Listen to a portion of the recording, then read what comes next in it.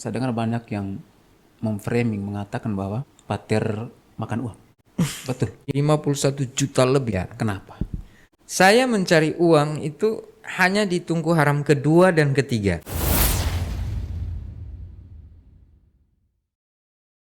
Ini tentang passion, tentang sesuatu yang ada dalam diri Pater Yohan tentunya. Nah, Kirain saya, kau juga. saya juga kan? Iya kan? Oke, ini Pater, kan selama ini Pater tuh dekat sekali dengan seni. Pater tuh dekat sekali dengan seni. Jadi banyak orang yang ingin tahu kenapa sampai Pater jatuh cinta dengan seni dulu. Ini dengan seni dulu, kenapa nih?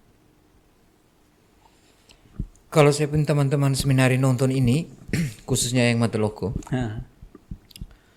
pertanyaan itu mengganggu mereka. Karena selama saya seminari Mateloko itu saya seringkali dibilang beato.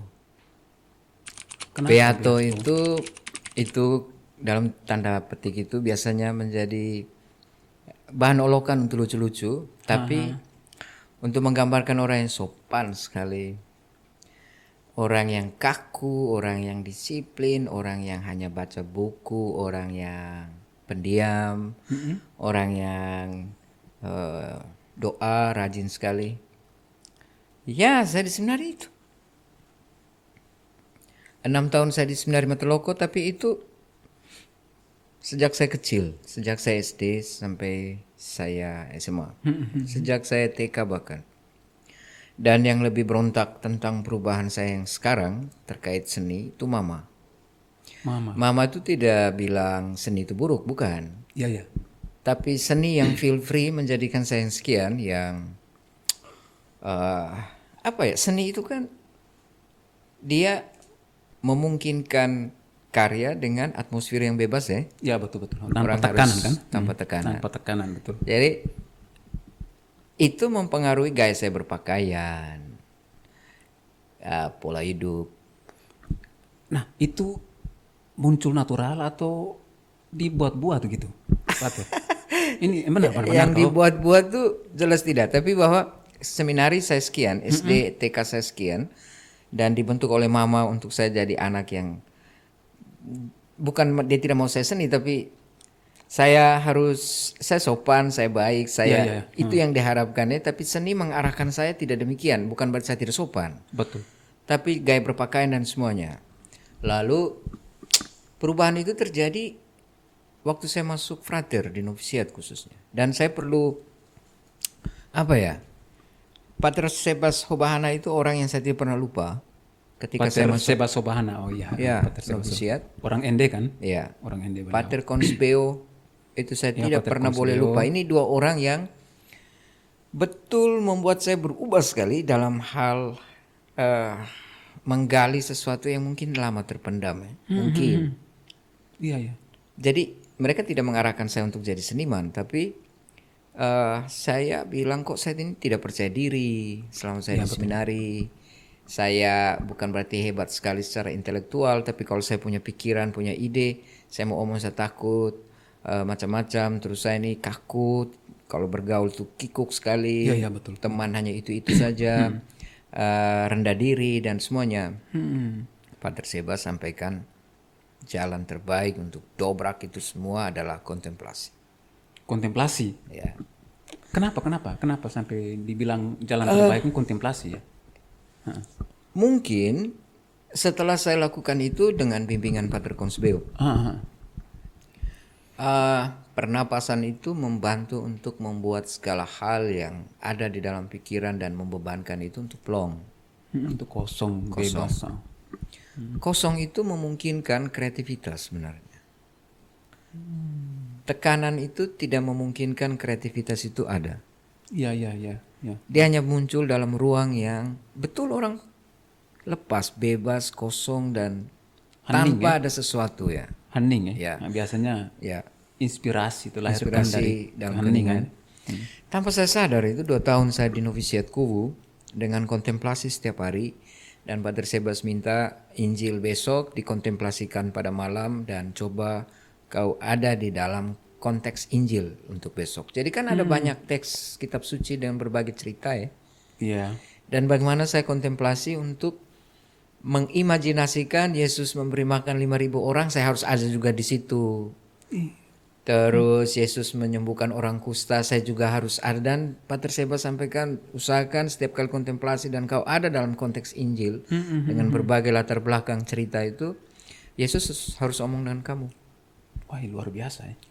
Cara supaya Yesus bisa omong dengan saya itu sebenarnya ruang kreativitas yang dibentuk tanpa saya sadar. Jadi 2 tahun ada 700-an hari setiap malam, maka ada 700-an imajinasi yang tercipta sebenarnya. Wah, Dan itu tanpa saya sadar. Dan tanpa itu Pater sadar ya. fundamen bagaimana seni itu Mulai tumbuh. tumbuh. Ya. Yang saya belum sadari itu. Ketika saya masuk Ledelero, saya perlu sampaikan banyak terima kasih kepada Uskup Budi. Saya tidak sadari bahwa saya mulai suka seni, tapi aura seni itu kok dia bisa lihat ya. Dengan pertama-tama minta Johan urus teater di Ledelero. Itu saya tingkat 2. Itu latar belakangnya kenapa sampai kemudian Pater diberi kepercayaan untuk oke, kau urus teater. Karena kami tingkat 2, di saat tingkat 1 tuh Ledelero punya teater. Saya sangka di Rita Piret punya teater seru ya. Iya, mereka pun teater Teater tanya ya. Teater tanya Rita Piret. Iya, teater tanya. Jadi Ledelero teater seru. Ya kan? Ledelero waktu itu apa seru? Teater seru. Masanya Pater mereka Masanya kami Aletheia. Aletheia.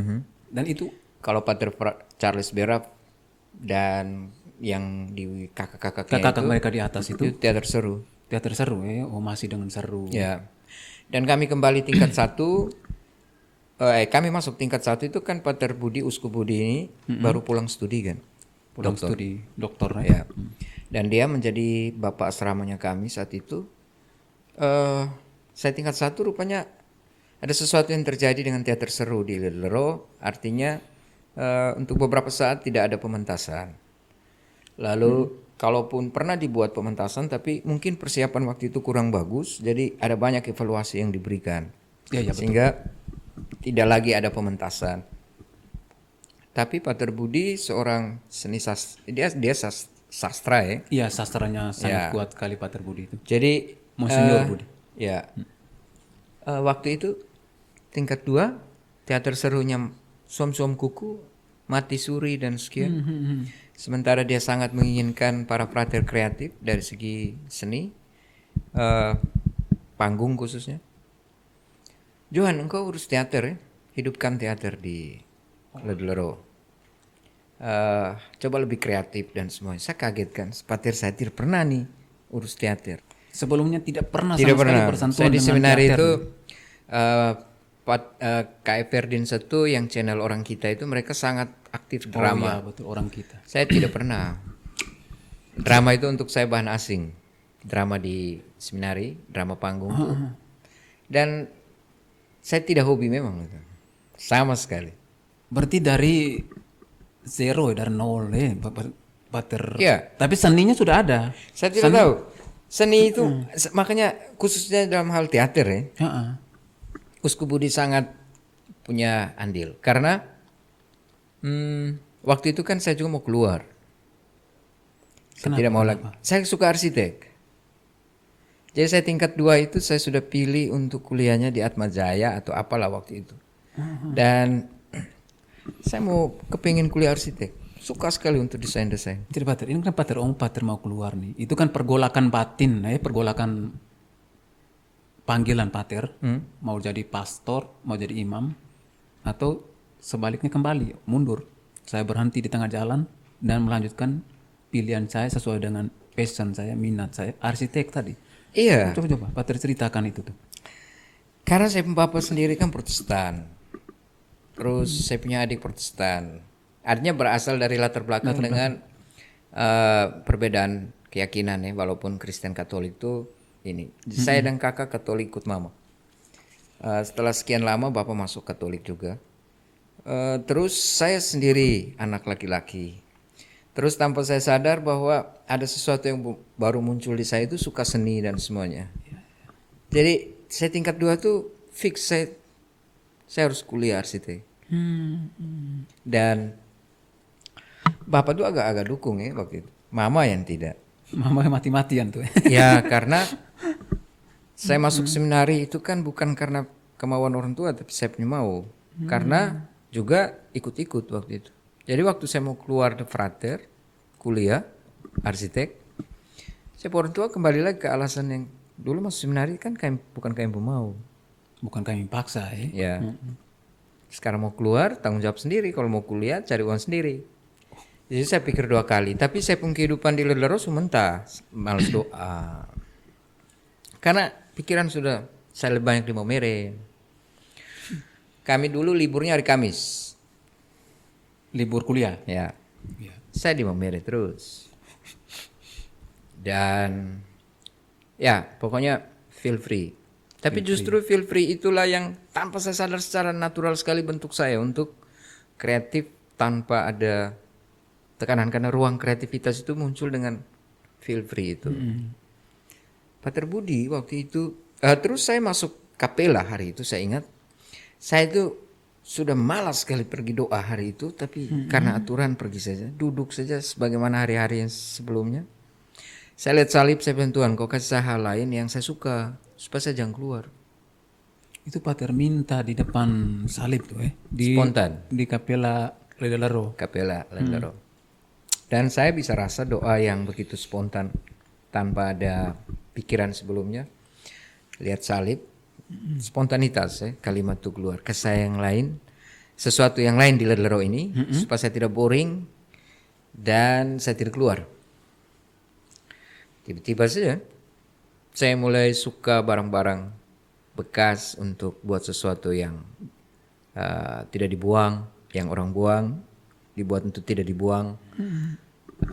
Kumpul bambu-bambu, ijuk-ijuk, saya mulai dan cat-cat di kamar apa semua. Aura itu keluar tanpa saya sadar bahwa suatu saat Pater Budi waktu saya tingkat 2 minta untuk urus teater di Ledlero, untuk hidupkan kembali teater di Ledlero yang sempat mati. Maka saya sempat tolak, tapi Uskup Budi tidak, kau bisa. Jadi kekaguman saya pada uskup ini tuh dia melihat apa yang kita sadari.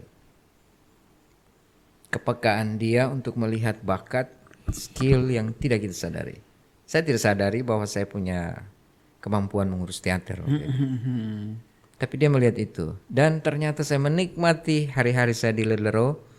Dari tingkat 2 sampai saya imam sampai saat ini teater. Saya berteater. Ya, akhirnya Aletheia terbentuk bersama dengan Pater Erno Begu, Pater Publius Mendrat Buru. Baik, Pater. Ini sebelum dulu.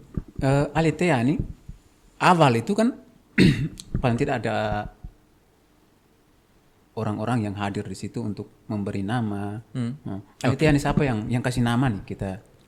Jadi Pater Budi bertemu saya depan aula waktu itu dan meminta untuk urus teater. Lalu Pater Budi sebut beberapa nama, Pater Erno Begu, Pater Publius Mendrat, Saudara Isu Lili Jawa teman angkatan. Terus Isu Jawa yang sekarang di Kupang nih. Ya, Hiro Huku Lejap juga dia penulis puisi ya. Iya, dia penulis puisi ya, saya tahu. Teman Elaine, dia seni sekali untuk Kakak Elaine. Kakak Elaine sekarang di Maumere ya, dia. Dekor. Jadi Pater Budi waktu itu sampaikan bahwa itu dengan orang-orang ini coba pertemuan untuk bagaimana itu bentuk teater. Sudah, kami sepakat bentuk teater dan coba alihkan dia jadi kelompok minat. Terus umumkan di setiap frater siapa yang mau bergabung boleh. Tapi belum ada nama. Waktu itu kami minta Pater Budi sebagai moderator. Iya. Tapi Pater Budi sampaikan pilih yang lain karena dia punya kesibukan. Maka kami pilih Pater Felix Bagi. Pater Felix Bagi. Dan bersama moderator pertama waktu itu seharusnya Pater Budi, Uskup Budi, kami berbicara soal nama. Pertemuan bersama Pater Felix. Pater Felix sampaikan begini, teater itu mengungkapkan kebenaran di panggung. Bagaimana kalau kamu namakan Aletheia saja? Aletheia Ya, jadi ada banyak hal yang bisa diungkapkan sebagai sebuah kebenaran di panggung. Entah itu menyangkut politik, yang benar berpolitik adalah sekian. Entah itu menyangkut masalah sosial, keadilan yang sesungguhnya adalah yang sekian. Atau menyangkut berbagai isu. Ya, ya. Jadi Aletheia punya misi adalah pengungkapan kebenaran pada panggung. Nah itu, Pater Felix yang Pater Felix menganjurkan yang nama itu. menganjurkan nama itu ya. Kemudian iakan oleh semua teman-teman konfrater waktu itu yang ada. Ya, kami waktu itu frater langsung sepakat. Dan Sepakat. naskah pertama yang dipentaskan itu Gusti Masan Raya. Oh, kayak Gusti Mas Raya ya, dia seminari Hokeng yang sekarang saya tahu dia sekarang ada di Papua. Papua. Dia sekarang sudah luar biasa suksesnya di sana. Ya. Kayak Gusti Mas Raya ya. Dia juga salah satu yang saya saya suka karena saya suka baca puisi-puisinya dia juga ya. Moderatornya Pater Felix, ketua aklamasi Johan, ketua. Oke, saya terima dengan tantangan yang saya rasa ini baru teater untuk saya. Lalu wakil Pak Erno, Pater Erno Begu. Pater Erno Begu. Terus yang mau naskah siapa? Saya tidak ada pengalaman tulis naskah. Gusti. Tanya-tanya. Saya pernah tulis drama dan Gusti. Dan sejak itu naskah Gusti sering kali dipentaskan. Jadi saya tingkat 2, ketuanya saya, Pater Erno wakil. Saya tingkat pentas naskahnya Gusti. Saya menyutradarai naskah. Siapa? Kayak Gusti atau Pater sendiri nih? Gusti, kalau saya salah dia bisa koreksi di kolom komentar. Tapi sejauh yang saya ingat saya tuh tulis naskah tapi menyutradarai tidak. Dia begitu rendah hatinya ya. Rendah hati Gusti sekali. rendah hati sekali. Kalau menyutradarai bisa Jadi saya menerima tantangan ini, tapi juga mendidik saya untuk bagaimana menjadi sutradara dari Gusti. Sudah, saya bilang kita coba sama-sama. Tapi kalau saya salah menginterpretasi naskah, kau koreksi langsung. Dia langsung koreksi. Nah, itu kan kolaborasi yang enak. Kolaborasi. Dan kami dua kerjasama bagus sekali. Akhirnya saya tingkat 3, dia wakil. Dia wakil. Ya, tetap naskahnya Gusti. Naskah pentas mungkin Pater Republik Kelambu. Seingat saya pertama kali Gusti masih ingat naskah itu judulnya Republik Kelambu. Republik Kelambu. Ya. Itu berarti itu naskah pertama Aletheia yang kami pentas yang ditulis oleh Gusti. Republik Kelambu berarti nuansa politik ya. Politik ya itu. Ya. Naskah tentang kritik. Beberapa lagi lainnya barangkali. Sesudah itu apa ya? Saya tingkat 3, mereka masih minta jadi ketua, tetap naskahnya Gusti, saya lupa itu naskahnya apa. Terus saya diminta juga untuk sutradara. Saya tingkat 4, masih minta lagi ketua. Wakilnya masih tetap Gusti, sesangka itu aklamasi. Aklamasi saja begitu, Ya, mengalir kami saja ya. pertemuan lalu kayak lagi. Sudah gitu. Jadi kami dan saling kritik di antara kami, terus saling mengapresiasi di antara kami bahwa naskahnya bagus, tapi kalau naskahnya tidak bagus itu dikritik, pementasannya bagus diapresiasi, pementasan tidak bagus dikritik, dan saya pikir enak gitu suasananya. Saling terima. Kalau Gusti bagus, kami Mengapresiasi lah, Ya. kuncinya. naskahnya Di situ. bagus. Kita mengapresiasi. Tapi kalau salah, siap dikritik dan terima itu. Jadi suasana yang sebenarnya saya merasa bahwa saya pribadi itu dengan berteater di Ledero, saya dididik untuk kalau Gusti punya bagus ya baguslah. Kalau memang saya salah ya dikritik, kami duduk sama-sama dikritik, oke kau salah, selesai itu. Jadi mendidik saya untuk mengapresiasi, tapi juga mendidik untuk terima. Kalau memang salah kritik, kita salah, kita kurang pementasannya, kurang bagus pementasannya, next dibuat lebih baik. Jadi dibuat lebih simple, tidak dibuat rumit segala hal. Ya. Sudah. Saya mau pergi top, adik-adik waktu itu sampaikan selama ini naskahnya Gusti, ini mau pergi top harus naskahnya sutradara. Selama ini kan KE yang menyutradarai naskah orang lain. Apa itu Pater? Apa naskahnya yang Pater Itu tulis? pertama kali saya mulai menulis naskah, saya mati, saya tidak biasa tulis naskah ini. Tapi 3 tahun menyutradarai Itu tahun berapa, Pater? Tahun berapa itu waktu itu? 2005 ya. 2005 ya? 2005 kami. Kamu Kami SMP. SMP ya? SMP mau tamat SMP untuk masuk ke seminari waktu Oke. itu. Iya, kami SMP. 2005. Akhirnya saya berpikir sudah saya punya skripsi dialihkan ke Skripsi tentang apa? Nietzsche ya pastinya ya. Iya, Sarasutra. saya suka sekali Nietzsche. Yang saya suka Nietzsche, tapi itu juga kena dengan apa yang terjadi dalam sepunya hidup ya. Bahwa dia suka sesuatu yang berbeda yang orang lain tidak pikir. suka. Nietzsche coba berpikir itu. Dan itu memang ada dalam sepunya diri yang tumbuh begitu saja waktu saya Natural di sekali Letero. ya, Ya. sangat natural. Jadi waktu saya ikut mata kuliah pilihan Nietzsche, saya, "Wih, ini kayaknya enak kalau menulis seperti ini, yang Nietzsche punya pikiran-pikiran, Übermensch, Allah sudah mati, yang dia tuangkan itu melalui buku Also Sprach Zarathustra itu. Dan kecintaan saya sejak itu sampai hari ini Zarathustra, entah kenapa. Maka saya pun nama akun juga Zarathustra. Di nama Facebook juga Nama Facebook Zarathustra. Terus Iya, betul ya. Skripsi yang saya alihkan ke naskah teater waktu itu juga tentang Zarathustra ini yang mewartakan Allah sudah mati. Itu. Saya suka karena bunyinya. Sejak saya kenal tingkat 2, Friedrich Nietzsche menulis sebuah novel dengan mengambil nabi Persia Zoroaster itu. Lalu untuk mewartakan pikiran-pikiran dia yang sering juga dibilang Zarathustra. Saya suka nama ini. Sampai hari ini saya pakai untuk Zarathustra ini. Itu kan sebagai nama lain alias ya. Ya. Tapi itu luar biasa. Itu identitas yang kemudian membentuk Pater sampai seperti hari ini kan. Nah, Entah kemudian tadi Pater, Allah sudah mati ini. Ini kan Pater bilang Pater menulis naskah Allah sudah mati mengadaptasi dari skripsi teman-teman. Box covers. Ini mengadaptasi dari skripsi. Ini ribet nih. Biasanya kalau saya atau pikiran orang awam ribet sekali kita menarasikan atau mengadaptasi dari skripsi itu ke menuangkan ke dalam bentuk teater menjadi satu naskah yang bagus. Pater, bagaimana Pater bisa menghasilkan naskah Allah sudah mati ini? Saya tidak tahu itu. Tapi naskah teater Allah sudah mati itu karena begini, Nietzsche tidak bilang kalau saya salah para filsuf, Pater Felix dosen filsafat dan siapapun yang belajar khusus filsafat, dia mengkritik realitas waktu itu ya, peperangan dan semuanya oleh orang-orang yang mengaku beragama. Iya, iya. Tetapi kekejaman kemanusiaan tetap terjadi. Di mana Allah sebenarnya? Kalau orang yang berkeyakinan bahwa Allah itu ada, toh melakukan tindakan-tindakan sekian, Allah mati sebenarnya ini. Dan itu intinya di situ yang saya refleksi secara filosofis ya, pemikiran Nietzsche. Iya, betul. Memang ada hal-hal lain yang ada dari Nietzsche. Lalu waktu itu terjadi gempa Aceh kan?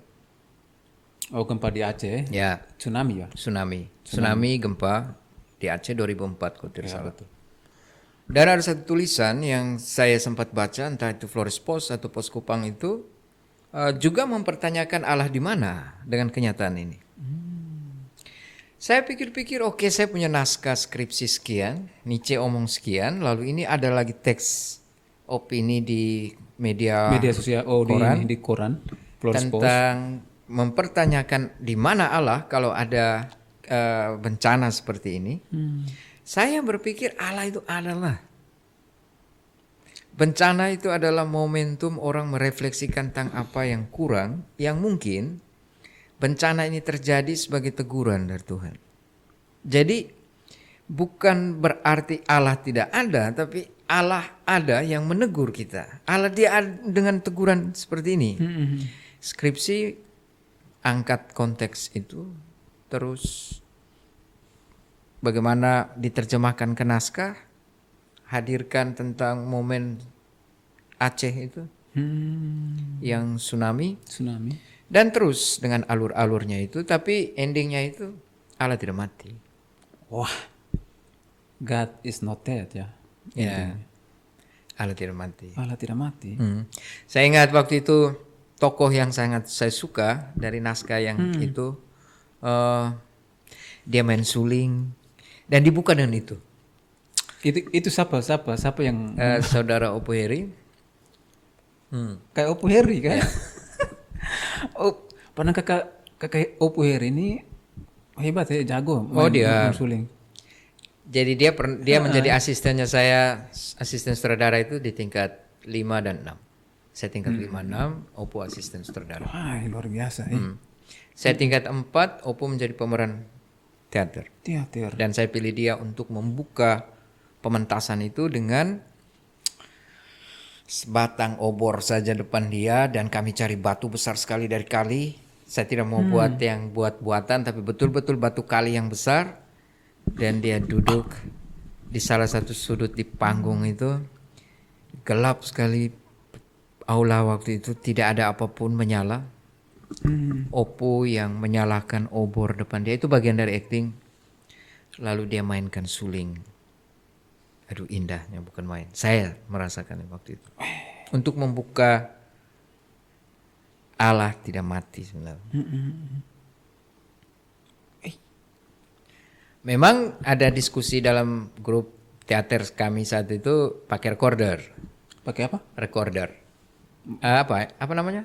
Yang suling yang dari depan. Recorder. Recorder.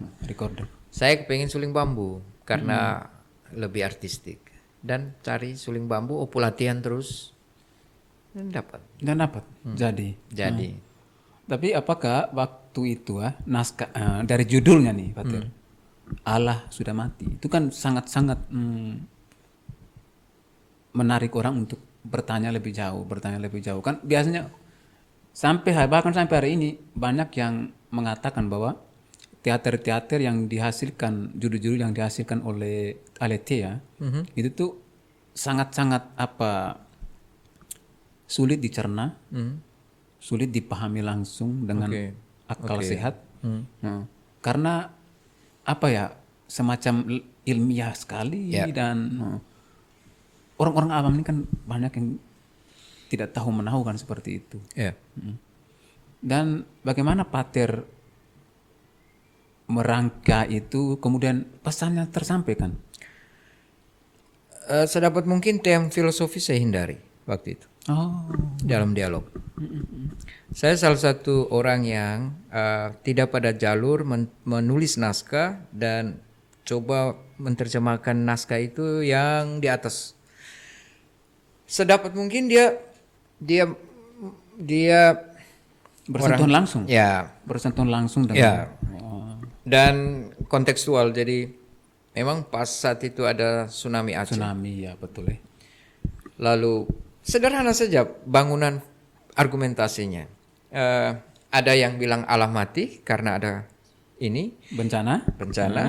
Nietzsche sendiri mempersoalkan eksistensi Allah. Kalau kamu orang beragama tidak perlu terjadi seperti ini. Jadi tindakan kita manusia. Iya.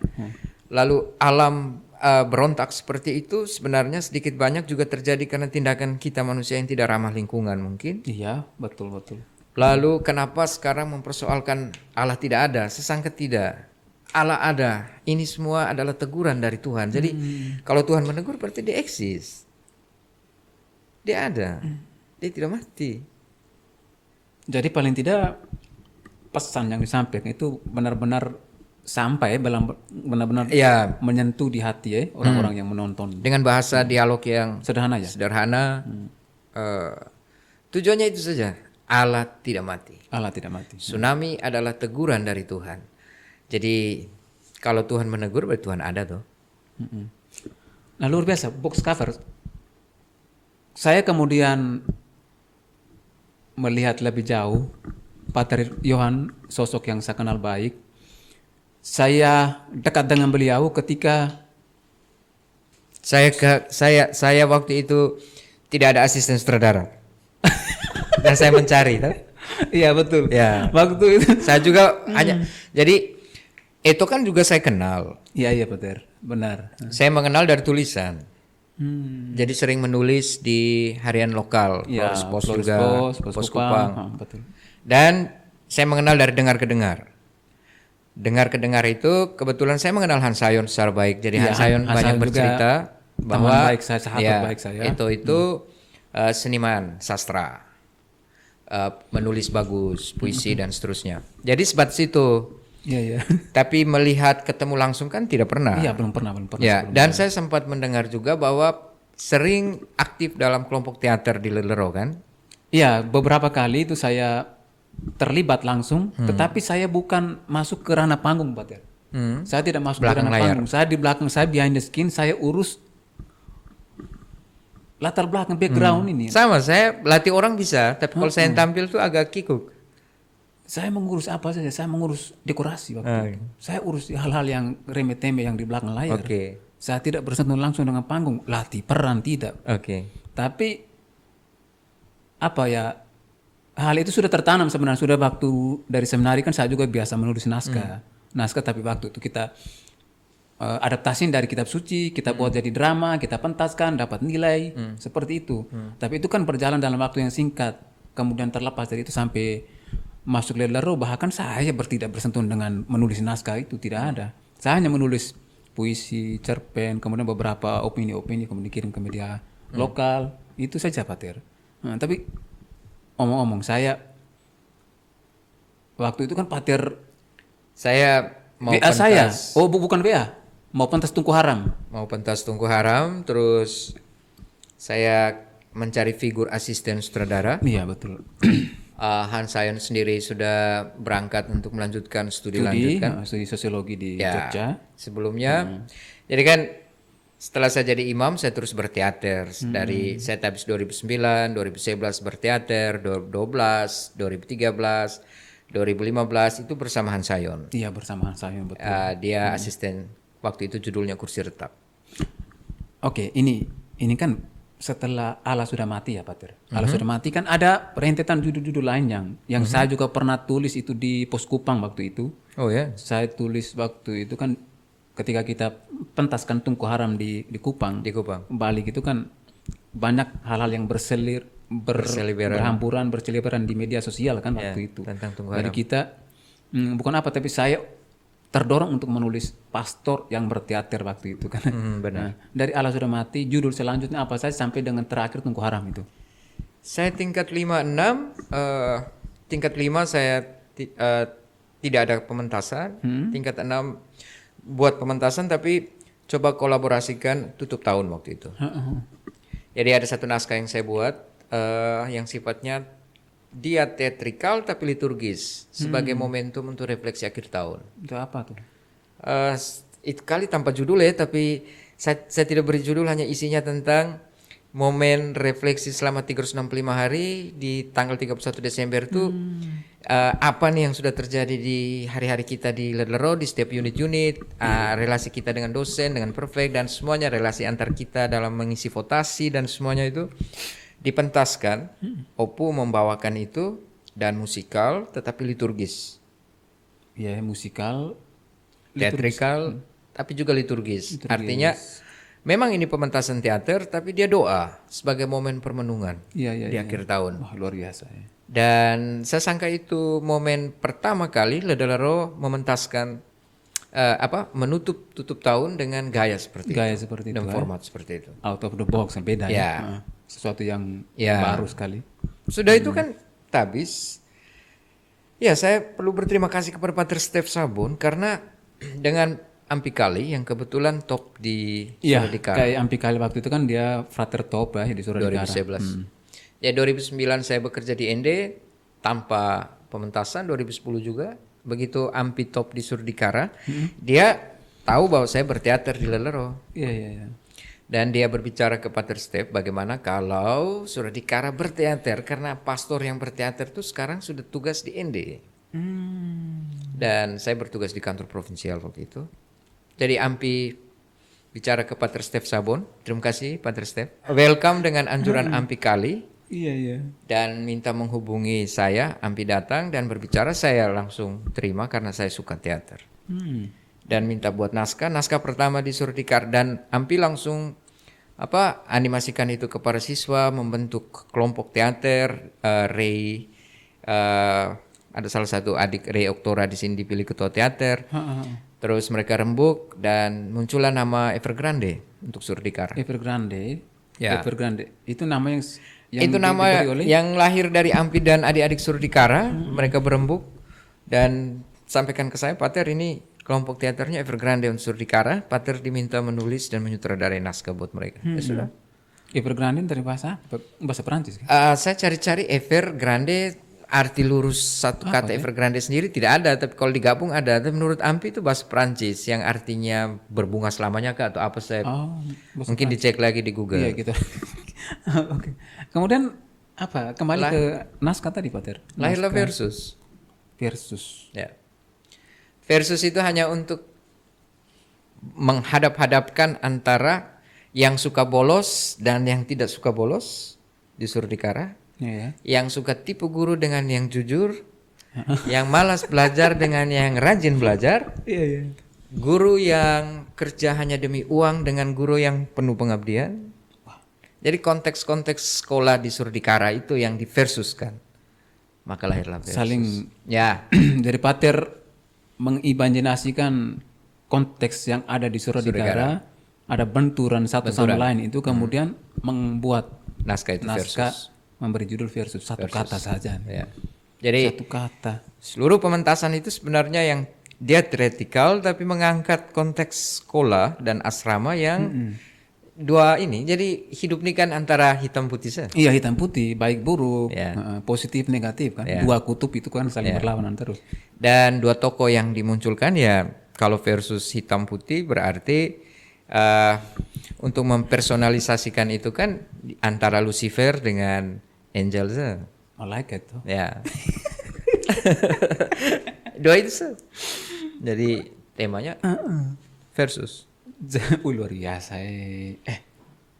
Itu di 2011 dan 3 kali pentas karena 3 kali pentas.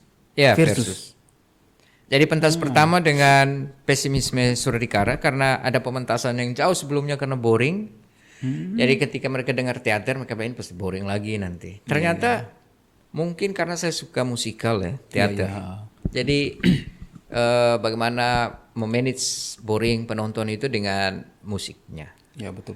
Jadi ketika itu mereka lihat kemasan yang menurut mereka bagus. Saya masih ingat Patrian Bele almarhum datang setelah pementasan pertama. Johan, saya suka sekali. Pater Steve juga senang sekali. Maka kami ke Maumere. Alumni Surdikara yang di Maumere minta untuk Versus dipentaskan di Baktiarsa. Di Baktiarsa Ya. Sudah, saya ke Maumere dengan siswa. Itu kali kedua ya, kali kedua. Ya, atau kali ketiga? Versus Kali kedua, Versus 2. Versus 3-nya di mana? Ya, alumni ini kan saling kompetitif sehat ya mereka. Jadi Tapi luar biasa ya. alumni Kalau kita bicara Maumere alumni minta, Surdikara itu luar biasa ikatan. alumni Ende juga minta. Maka jadilah Versus 3 pentas di BBK Ende. Itu di tahun 2012. 2012. Jadi 2011 September pentas Versus 1, Versus 2 3 itu di bulan awal-awal Januari Februari di 2012. Dan Pater Step ternyata minta lagi tuh di 2012. Johan ini September ulang tahun Surdikara tanggal 29 September tahun 2012 nih teater lagi karena Versus tuh bagus tuh. Buat lagi naskah, kita pentas lagi. Sudah, jadi dia makin diterima karena mungkin kemasannya bagus. Sudah, saya pikir-pikir dalam setahun apa ya ini sampai September 2012. Biasanya latihannya 1 September atau 2 September lah. Pentasnya di tanggal 27 atau 28 September.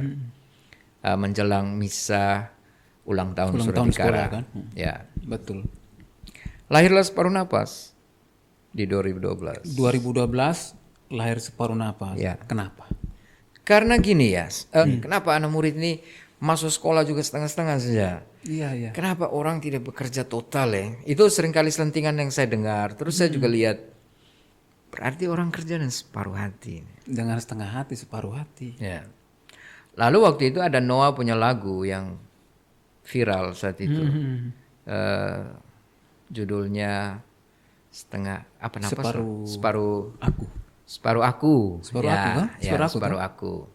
Dan saya berpikir hanya dengan napas utuh itu melambangkan keutuhan lah untuk saya. Iya, benar. Kalau napas setengah-setengah itu melambangkan ketidakutuhan. Napas terputus-putus itu melambangkan ada sesuatu yang tidak selesai. Jadi kalau ada keluhan anak sekolah tidak sepenuh hati untuk belajar, ada keluhan guru-guru tidak sepenuh hati untuk bekerja, ada keluhan para imam yang menjadi guru tidak sepenuh hati untuk mengabdi, maka untuk saya ini separuh. Orang kasih separuh saja. Iya. Dan ini napas yang separuh. Dan akhirnya muncullah separuh nafas. Separuh napas. Jadi separuh napas itu sebenarnya kelanjutan dari versus. Masih punya hubungan dengan versus. Ya. Dan untuk saya itu gini itu kan biasa tulis naskah juga ya. Nanti sebentar saya juga mau korek-korek itu. Teater itu kan dia bentuk kritik ya terhadap konteks sosial yang ada, atau politik dan macam-macam budaya dan seterusnya. Kita sebagai yang menulis naskah dan menyutradarai lalu mementaskan itu kan berharap setelah pentas itu ada perbaikan sosial yang terjadi lah kurang lebih. Benar. Tapi begitu versus tuh saya melihat ini sebatas entertain ini. Tapi makna pesan yang diharapkan dari teaternya kok tidak terasa dalam kehidupan atmosfer Suradikara. Maka muncullah separuh napas. Perlu kritik ulang lagi lewat panggung. Belum juga. Maka pada 2013 muncul Patah. Untuk saya karena gini ya. Versus itu kan berada di tanah yang sama ya, di mana panggungnya berdiri. Kalau kita bicara lebih jauh tentang seni hakikat teater yang mau supaya pementasan ini punya dampak sosial. Lalu di tanah yang sama dibangun panggung untuk separuh napas. Tapi untuk saya dua teater ini kok tidak berbuah ya, tidak punya dampak. Orang masih nampak ini anak-anak masih seperti ini, terus masih kerja setengah hati juga. Patah. Panggung ini patah di atas tanah yang sama. Panggung versus patah. Panggung separuh nafas. Patah. Akhirnya patah. Patah. Dan itu pas 60 tahun Suradikara.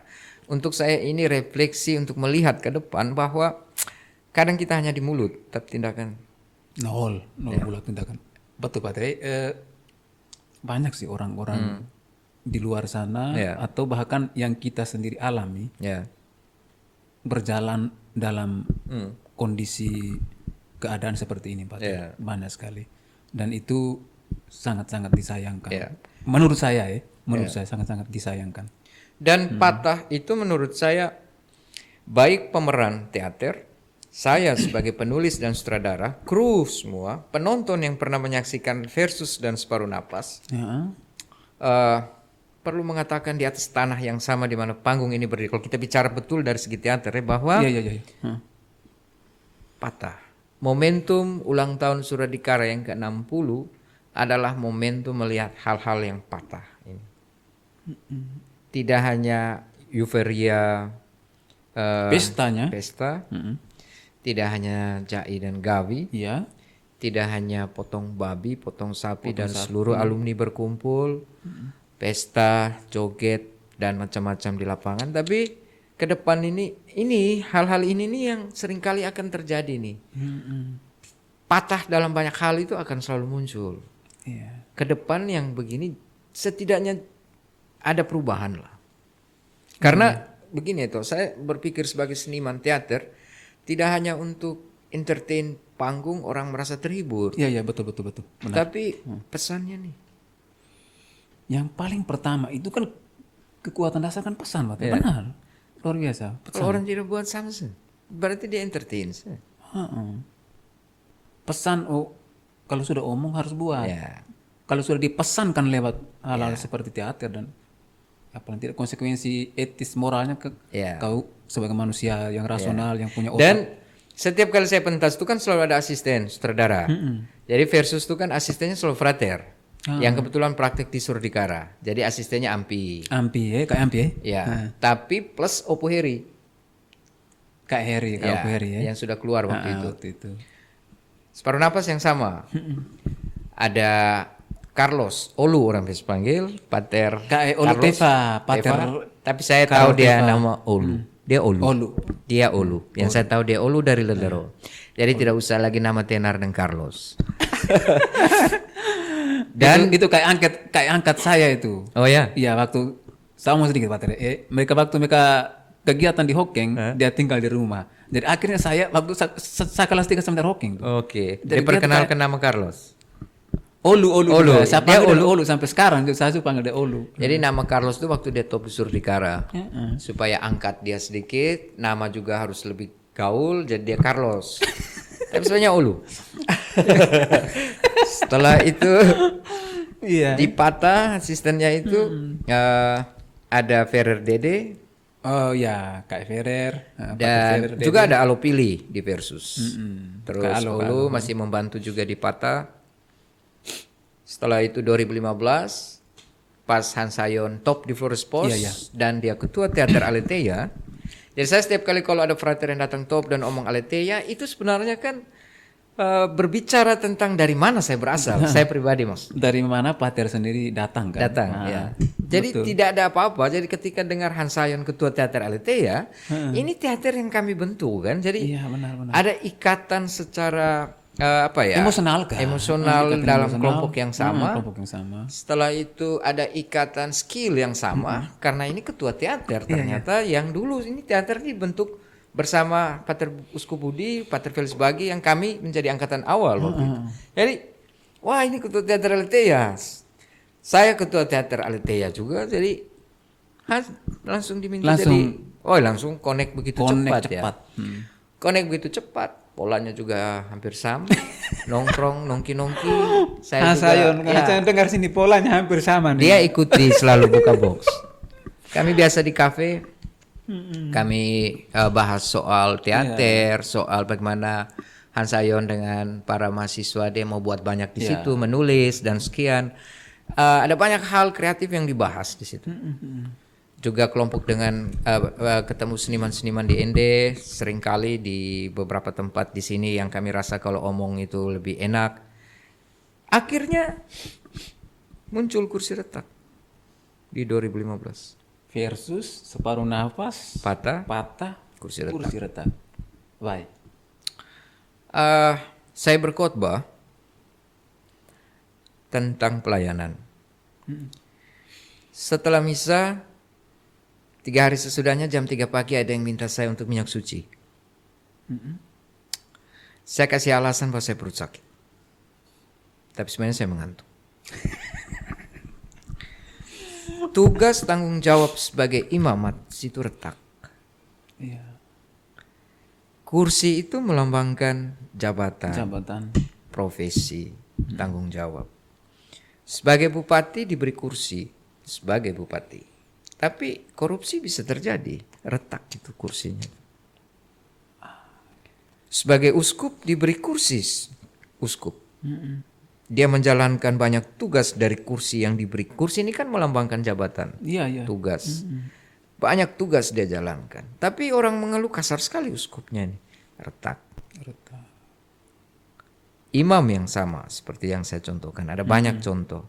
Guru yang sama diberi kursi jabatan sebagai seorang guru, tapi malas masuk mengajar. Atau mau kasih ujian soalnya dia jiplak dari Google.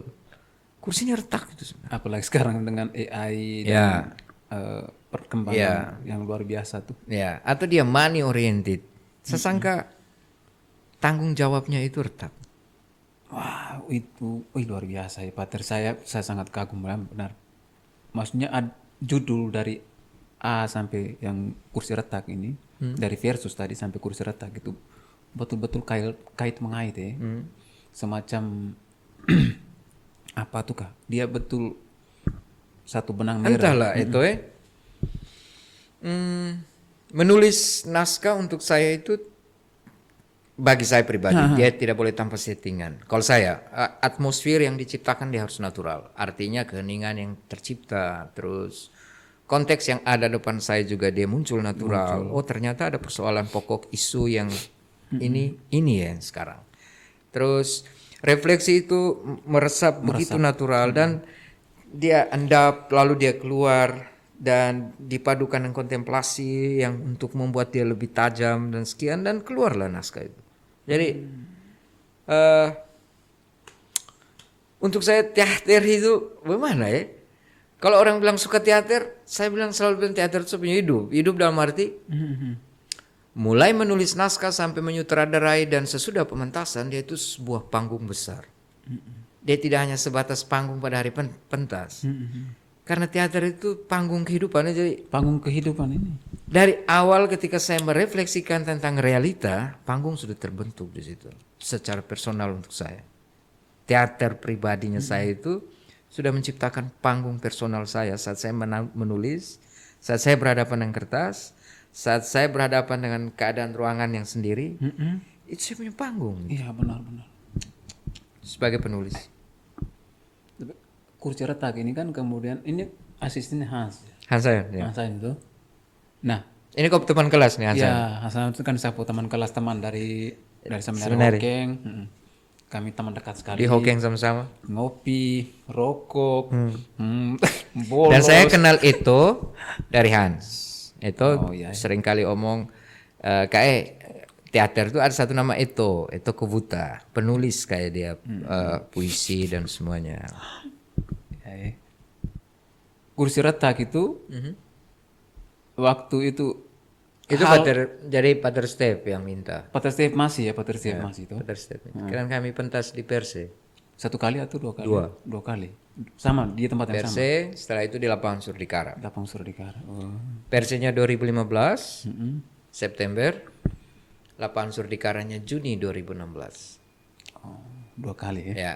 Nah, setelah kursi retak itu kan ada yang lebih besar kan? Ya, itu yang awal saya mengenal Eto kan. Iya, Jadi kan Kapital SVD itu seringkali bicara soal ad extra itu perdagangan orang. Saya tuh pikir kalau perdagangan orang, saya sebagai seniman teater ini bisa buat apa ya? Untuk menerjemahkan kemauan SVD, untuk mensosialisasikan stop jual orang. Pikir ya teater, kan bisa buat teater anti perdagangan orang. iya, iya, iya. Jadi itu naskah, lalu kebetulan Pater Stef masih minta buat teater pas saat ulang tahun Surdikara di bulan September. Jadi pentas pertama, itu datang dari pentas Dari pertama pentas ya. pertama. Ya. Oh, karena Terima kasih itu karena Tungku Haram 1, 2, 3 terlihat itu engkau punya totalitas membantu passion seninya, terus mudah untuk diskusi dan jauh Iya, betul, dan betul. saya maksudnya antara sutradara dan asisten. Terus ada hal-hal tertentu yang terkait teater kita diskusi antara sutradara dan asisten, cari jalan keluar dan bagaimana. betul. Termasuk soal keuangan kan. Iya, Tuh saya cerita engkau ya. Kalau kamu menulis naskah bagaimana? kalau kita menulis naskah, kalau saya tuh kalau Pribadi. misalnya menulis naskah sama, sedikitnya sama.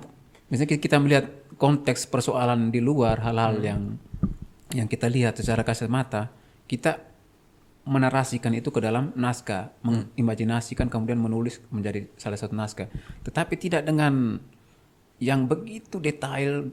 Pater kan saya tahu Pater tulis naskah hampir gambar sendiri.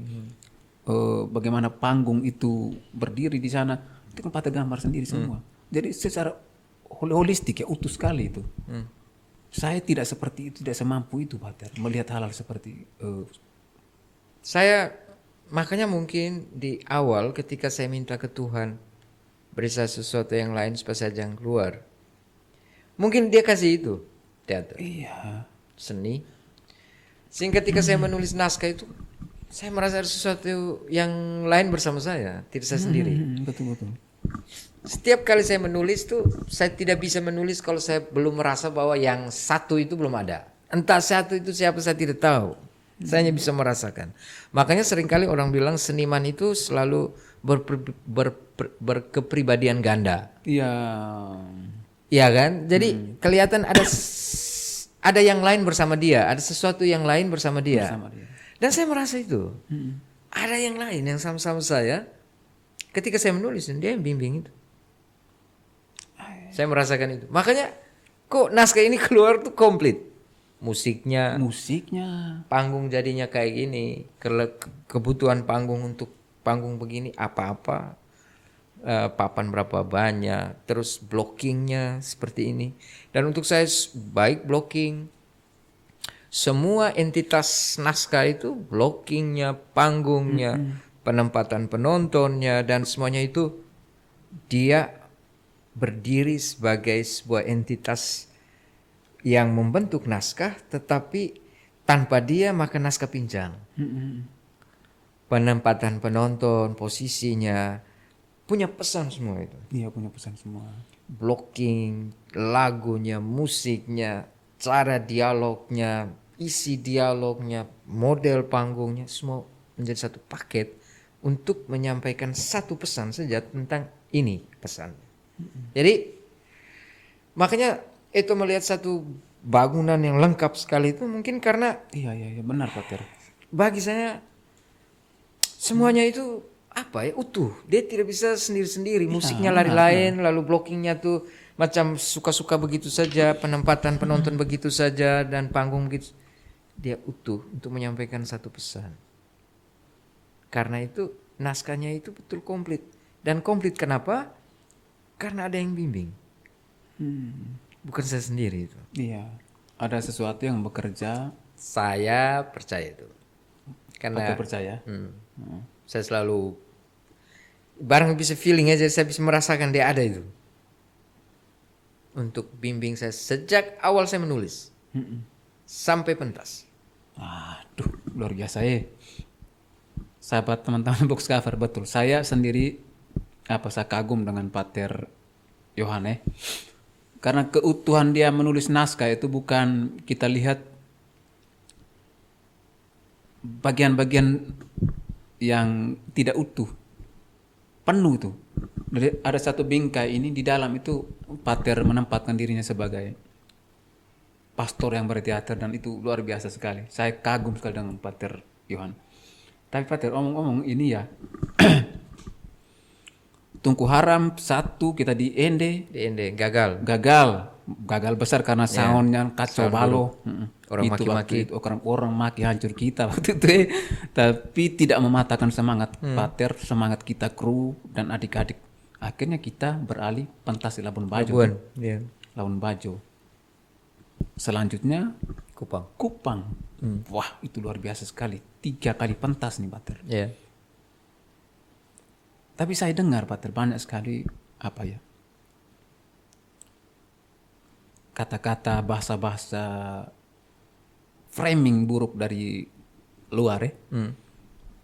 Bahwa kita kerja teater kan pasti ada butuh dana dan lain sebagainya tuh.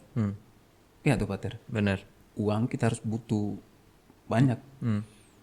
Saya dengar banyak yang memframing mengatakan bahwa Pater makan uang. Betul. Betul kah tuh? Tidak Pater, benar. Saya tanya langsung nih Pater. Saya tanya langsung ke Pater supaya Maka uang. paling tidak, iya. Benar Pater. Saya sendiri kan dekat dengan Pater. Saya omong betul. Mereka bilang Pater makan uang. Betul. Saya tanya. Ya saya tanya nih Pater. Betul kan? Begini. Sejak awal itu saya menampilkan diri sebagai seorang seniman pure. Pure dalam arti panggung, artistik semata. Artistik itu dimulai dari ketika saya menulis. Itu sudah art di situ. Naskah jadi casting. Itu tindakan artistik untuk art panggung yang bagus. Lalu latih. Itu latihan itu kan bagaimana membentuk sebuah seni yang bagus dalam hal orang acting. Iya. Orang bermain musik dan sebagainya. Dan itu semua kan bagian dari artnya. Art. Sampai pentas, termasuk dekorasi dan semuanya. Oke. Dan itu adalah tugas sutradara. Iya. Jadi kan sutradara itu ada sutradara plus penulis, ada sutradara yang dia hanya menyutradarai naskah orang. Kebetulan saya naskah yang plus menulis. Jadi sutradara plus menulis berarti saya bergerak dari awal menulis sampai pentas. Pemilihan pelakon, casting, latihan dan semuanya. Iya. Ketika saya menulis kan ada keperluan panggung, kain, cat, akomodasi, kalau latihan mungkin aqua dan Dan macam-macam. sebagainya, betul. Dari awal saya berpikir itu bukan tugas sutradara kan, itu kan tugas produser. Jadi ketika saya berteater tuh saya baca-baca di Google. Oke, untuk produksi teater tuh ada 2 bangunan utama, sutradara sebagai tim artistik, produser sebagai tim yang dia memproduksi seni Iya, teater. teater. Jadi tanpa dia maka tidak ada teater. Tidak ada teater, betul. Dia yang bagaimana supaya ada produksi teater di sana. Untuk eksekusi keinginan produser maka butuh sutradara dan timnya, kru dan sekian untuk panggungnya jadi. Maka cari uang bukan saya.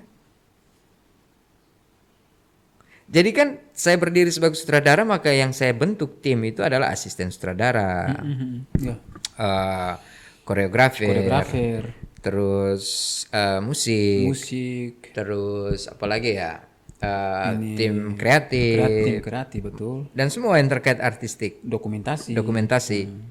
Tapi produser punya timnya itu bendahara, sekretaris, humas, tiketing dan semuanya.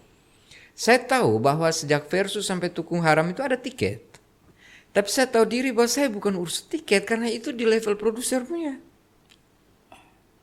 Jadi ketika pentas, Johan Wadu hanya melihat panggung tok. Tiket di gerbang bukan saya punya urusan. Saya tidak intervensi ke tiket. Dan uang tiket kemana apa semua saya tidak tahu. Karena saya profesional sebagai sutradara. Bukan sebagai produser di sini. Jadi tiket bukan urusan sutradara. Tiket urusan produser. Dan kebetulan kan afiliasi teater ini kan ke Surdikara. Iya, betul. Jadi ya siapa yang mengurus tiket saya tidak tahu itu di Surdikara. Saya mengurus panggung toh. Memang orang melihat di mana tanggung jawabmu karena orang kan datang ada tiket, pentas ini karena ada teater. No, saya membangun pola kerja profesional. Betul. Jadi saya hanya dengar-dengar bahwa, pemasukan tiketnya sekian dan sekian. Oke, itu uang sudah masuk ke sekolah mungkin kemana. Setelah pentas, Johan Wadu pun tugas dan asisten sutradara dan kru selesai. Tinggal kalau prosedur produsernya ingat, mari datang terima honor, puji Tuhan. Tapi ya itu sejauh yang Pater terima selama sejak dari Versus Pata itu apresiasi yang diberikan itu maksudnya cukup. Boleh dikatakan bagaimana? Kalau saya bekerja untuk money, tidak.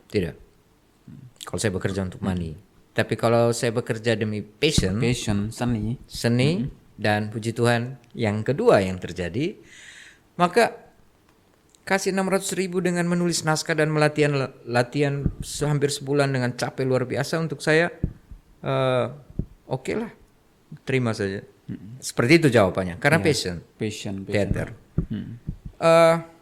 Seringkali ada 600.000, pernah 2 juta. Terakhir di Tungku Haram itu dengan 5 juta. Di Tungku Haram yang 1, 2 dan 3 itu. Iya. 1, 2 dan 3.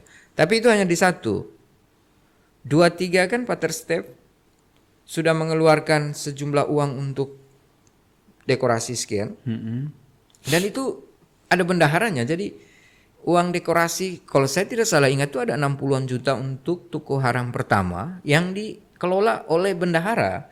Saya cuma melapor bahwa dekorasi butuh ini. Setelah itu saya latihan teater dan kalau barangnya datang maka dieksekusi oleh tim kreatif atas arahan sutradara. Ya, betul. Harus jadi begini, harus jadi begini. Ya, gitu. benar. Jadi hubungan saya dengan uang sama sekali tidak ada. Dan saya juga lihat itu yang saya heran kalau orang bilang saya makan uang. Dan saya juga lihat langsung, Pater. Ya, saya sering kali rokok tidak ada dan semuanya kan. Saya juga alami langsung. Sahabat box covers, Pater kalau rokok tidak, dia minta di saya. Ya, minta. Dia minta di saya, Pak Hendra, Nando, itu teman-teman yang dari dulu kita sama-sama dari Tungku Haram 1, 2, 3. Ya. Dan gini toh, mungkin ini bagus pertanyaannya untuk saya klarifikasi juga. Saya mencari uang itu hanya di Tungku Haram kedua dan ketiga. Itu benar. Saya cari uang benar. Betul. Itu jadi Pater Stef sampaikan ke saya, Johan, untuk pementasan di Labuan Bajo, Iya, iya. waktu itu belum terpikir Kupang kan? Iya, benar. Itu Suradikara tidak kasih uang, tapi kasih siswa. Nah, ini bagaimana nih? Saya mau Iya. pentas tapi lembaga tidak kasih uang kan? Betul, itu kami juga alami kan. Iya. Itu waktu kan kita down benar kan dalam situasi seperti itu. Iya. Semua. Saat itu saya kontak ke teman saya Pater Sisko Dose. Sisko, terima kasih banyak. Dia waktu itu di Jerman. Dan dia mengenal baik saya waktu saya di Ledlero, suka teater, kreativitas di seni dan sekian. Iya, iya, betul. Ya ketika saya bilang ada kesulitan mau ke Labuan tapi tidak ada uang. Iya. Sisko kontak saya berapa butuhnya. Lalu saya panggil tidak Pak Renol atau Bruder Anton Suni kalau tidak salah untuk kita coba kalkulasi transport ke sana dengan jumlah ratusan pelakon seperti ini berapa. Bruder Anton kan waktu kan Ya. dia bendahara kan. Ya. Juga dengan Eto kan. Iya, dengan saya juga Ya. kan saya selalu ada dengan Pater kan. Terus dekorasi yang sudah ada di pementasan pertama yang masih bisa dipakai maka tidak perlu lagi beli baru. Iya, betul, tapi betul, perlu ada betul. tambahan yang Tambahan lain saja. kertas kah apalah dan macam-macam cat. Dan coba dihitung lalu saya memang belum patok ke Pater Sisko waktu itu butuh sekian, tapi saya bilang itu besar lah sekitar 10-an juta kurang lebih atau mungkin lebih macam-macam lah. Saya bilang sekitar 20, saya belum tahu pasti. Jawaban Pater Sisko, Johan, kau doa. Saya coba usaha di sini. Saya doa ke Bunda Maria minta bantuan Bunda Maria bahwa saya tidak ada uang tapi mau pentas teater hanya ada siswa dan sekian tidak ada uang. Pater Sisko setelah seminggu mungkin telepon. Johan dapat 3.000 euro. Saya waktu itu kaget 3.000 euro. 3.000 Berapa nih? 51 juta lebih sekian. Belum sampai 52. Iya, iya. 51 juta itu 51 juta 250 ribu kalau tidak salah sekitar itu. Pater Sisko tahu itu. Langsung saya kasih ke ekonom kami, ekonom kita di kru, Bendahara ya? Bre Anton. Bre Anton kelola. Iya, iya. Itu untuk bayar transport, bayar dekor, akomodasi kru. Banyak hal. Pokoknya membiayai semua proses berteater kan. Dari 51 itu tiket yang dari Tungku Haram 1 saya tidak tahu. Jadi saya dapat 51 juta atas usaha saya sendiri untuk cari donatur, diberi ke Bre Anton untuk kelola ini untuk kebutuhan kita. Jadi saya pribadi yang mencari ini pun saya pergi ke Bre Anton, kalaupun saya rokok tidak ada. Hai. Bre Anton dengar pasti kalau saya salah bisa ini. Tapi itu yang terjadi. Tapi tiket ini saya herannya begini Pater, tiket kan biasanya kan Saya tidak pernah lihat fisik uang tiket sampai hari ini. kalau kita bicara tiketing ya Pater, tiket itu kan kalau kita misalnya kita siapkan 1.000 tiket untuk 1.000 penonton, ada MVP-nya, ada Ya. pokoknya sesuai dengan pilihan kursinya kan. Heeh. Dan saya ingat waktu itu Pater Steph sempat bilang, Johan, untuk Tungku Haram pertama, kamu urus tiket. Karena mungkin ada pengalaman di sebelumnya itu yang tiket dari pemasukan tidak jelas. Tidak jelas. Sudah saya urus tiket memang waktu itu. Cetak di Surabaya dengan angka 3.000 saja kopi. 3.000 kopi waktu Ya, itu. dan diurus oleh saudara Edwin Deda yang adalah alumni Suradikara dan pernah menjadi pelakon teater kursi retak. Kursi retak. Jadi kan datang dari sana, fisik tiket saya lihat, tapi hasil tiket bukan saya yang pegang uang, saya tidak tahu. Iya. Nah, itu saya juga itu menjadi tanda tanya ya Pater. Jadi framing bahasa kata-kata yang mengatakan bahwa Pater makan uang. Tidak ada. Tidak. Saya demi langit dan bumi, demi Bapa, Putra dan Roh Kudus. Sumpah. Sumpah demi nama Tuhan. Ini makanya ketika framing itu berjalan tuh saya heran, kok saya begitu total bahkan mencari uang untuk bagaimana Iya, ke betul. Labuan Bajo bisa jalan. Iya, benar. Lalu uang itu datang pun saya tidak pegang. Dan saya hanya sibuk latihan dan memikirkan pementasan yang berkualitas. Tapi ternyata di belakang saya orang bilang saya makan uang. Itu kan setelah saya dengar, mari kita bicara dari ini dan saya Ini kan Pater sudah klarifikasi nih. juga Kupang. Kan Kupang uang tidak ada. Tiket yang di Labuan Bajo pun saya tidak tahu itu. Serius. Karena saya berpikir saya bukan urusan itu. Saya ini kan sutradara. Iya, kita kan fokusnya di panggung Saya ya, Pater. panggung artistik toh. Pemeran tidak pentas bagus menjadi kesalahan saya. Saya harus Iya. pertanggungjawabkan itu. Bertanggung jawab memperbaiki. Ya. Paling tidak. Pemeran panggungnya itu sound teknisnya bermasalah, saya harus di depan sebagai sutradara. Iya, betul. Terus panggung roboh tiba-tiba dan orang marah, saya yang harus di depan. Dan saya harus berhadapan dengan kemarahan orang, sutradara. Proses latihan, orang kehausan dan macam-macam. Saya harus bagaimana mengontak bendara untuk akomodasi aqua dan sekian. Karena ini untuk artistiknya. Tiket dan macam-macam bukan urusan, saya tidak tahu apa-apa. Tapi betapa sedihnya ya, betapa sangat disayangkan kalau kemudian bahasa itu membias dan tersebar di luar sana seperti itu, dan Ya. itu sangat melukai Pater kan. Saya itu Pak Eto semata-mata berpikir artis TikTok. Dan saya mau profesional. Dan saya saksi teman-teman, sahabat box covers, saya saksi, saya betul. Saya uang rokok tidak ada, saya minta di Iya, kamu. Pater minta di saya 1 batang, 2 batang, saya tidak ada uang. dan bahkan sampai hari ini. Iya. Kapan malam itu kan saya minta tuh rokok. Ya. Ada rokok kah? Saya. Ada rokok kah? Jadi Sampai itu ya. Mungkin juga di Kupang. Di Kupang kan juga tidak ada uang untuk berangkat. Saya kontak Pater Martin Ro. Pater Martin kalau menyaksikan ini terima kasih banyak. Kasih $3.000. Dan itu habis di tiket habis di perjalanan AWU PP.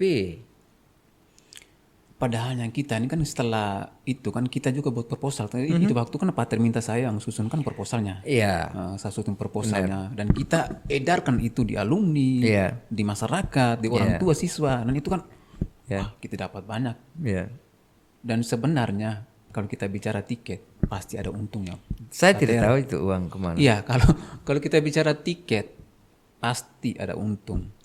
Tapi Jadi- uang itu kemana itu menjadi tanda tanya. Oke, itu biarlah Tuhan Ya, yang saya tahu ya. tidak tahu. Biar Tuhan yang tahu. Oke. Sama sekali itu. Jadi ya sudah. Saya itu punya kepuasan tuh teaternya bagus. Setiap Iya, kali pentas bahwa dapat berapa itu Itu bukan apa ya? bukan menjadi apa ya orientasi Orientasi. setiap kali teater. Juga kalau ada tiket, saya lihat panggung, lihat gerbang, tidak ada. Karena saya tidak money, tidak money oriented. Iya, sama betul. sekali.